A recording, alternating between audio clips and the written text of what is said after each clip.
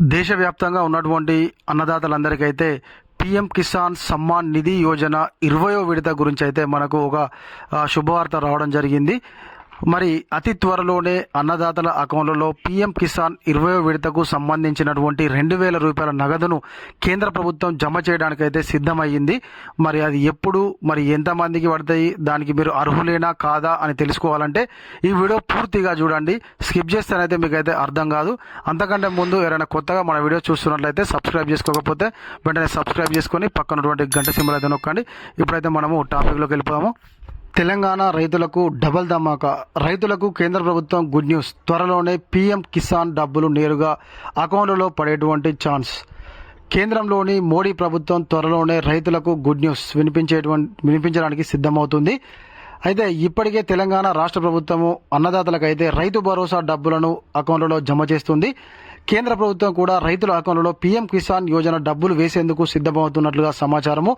అయితే ఈ లెక్కన చూసుకున్నట్లయితే తెలంగాణ రైతులకు ఇది డబల్ బోనస్ బొనాంజాగా చెప్పుకోవచ్చును. పీఎం కిసాన్ డబ్బులు 20వ విడత వేసేందుకు అయితే కేంద్ర ప్రభుత్వం సిద్ధంగా ఉన్నట్లు అధికార వర్గాలు అయితే చర్చించుకుంటున్నాయి. అయితే మనకు 19వ విడత వేసి అయితే మనకు ఒక సంవత్సరంలో కేంద్ర ప్రభుత్వం 6,000 రూపాయల నగదును 3 విడతల్లో 2,000 చొప్పున మనకు అందిస్తున్న విషయం మనందరికీ తెలిసిందే కదా.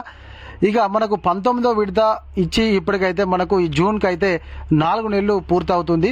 కాబట్టి తప్పకుండా మనకు ఈ నెలలోనైతే పీఎం కిసాన్ సమ్మాన్ నిధి యోజన కింద వచ్చేటువంటి 2,000 రూపాయల నగదు అయితే త్వరలోనే అన్నదాతల అకౌంట్లలో జమ చేయడానికి కేంద్ర ప్రభుత్వం అయితే అన్ని విధాలా సిద్ధమవుతుంది. ప్రతి ఏడాది కేంద్ర ప్రభుత్వం రైతుల అకౌంట్లలో అయితే 6,000 రూపాయలు పీఎం కిసాన్ యోజన కింద జమ చేస్తున్నటువంటి విషయం మనందరికీ తెలిసిందే.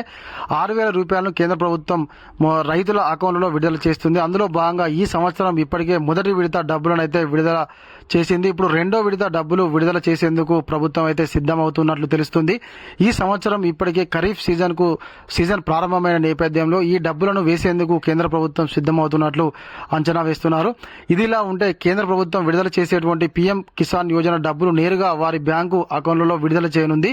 ఇది పూర్తిగా డీబీటీ పద్ధతి, అంటే డైరెక్ట్ టు బెనిఫిషరీ ట్రాన్స్ఫర్ పద్ధతిలోనైతే విడుదల చేసేందుకు కేంద్ర ప్రభుత్వం సిద్ధమవుతుంది. అయితే మనకు ఎప్పటికీ డైరెక్ట్ అయితే ఎవరైతే అర్హులైనటువంటి అన్నదాతలు ఉంటారో వాళ్ళ అకౌంట్లోనే కేంద్ర ప్రభుత్వం అయితే డైరెక్ట్ బెనిఫిషరీ ట్రాన్స్ఫర్ ద్వారానైతే జమ చేస్తుంది. అయితే మనకు 20వ విడత డబ్బులు మీ అకౌంట్లో జమ కావాలంటే తప్పనిసరిగా మీరు చేయాల్సినటువంటి పనులు ఈకేవైసీ అనేటువంటిది పూర్తి చేసుకోవాలి.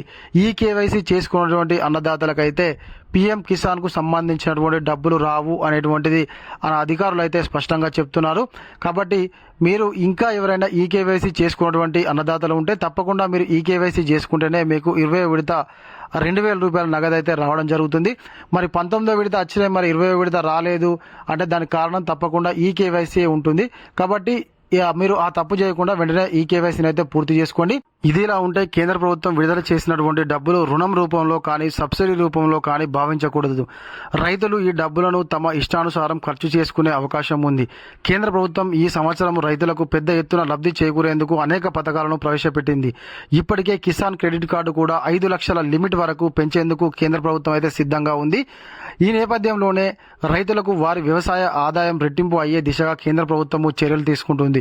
ఇదిలాగా ఉంటే రైతులకు త్వరలోనే పీఎం కిసాన్ యోజన డబ్బులు పడుతున్న నేపథ్యంలో కేవైసీ విషయంలో రైతులు జాగ్రత్తగా ఉండాలని గుర్తు చేసుకోవాలని, మీ సమీపంలోని మీ సేవా సెంటర్లకు వెళ్లి కేవైసీ చేసుకోవడం ద్వారా మీకు పీఎం కిసాన్ డబ్బులు ఎలాంటి ఆటంకం లేకుండా పడతాయని చెప్పేసి కేంద్ర ప్రభుత్వంలో ఉన్నటువంటి అధికారులు తెలియజేస్తున్నారు.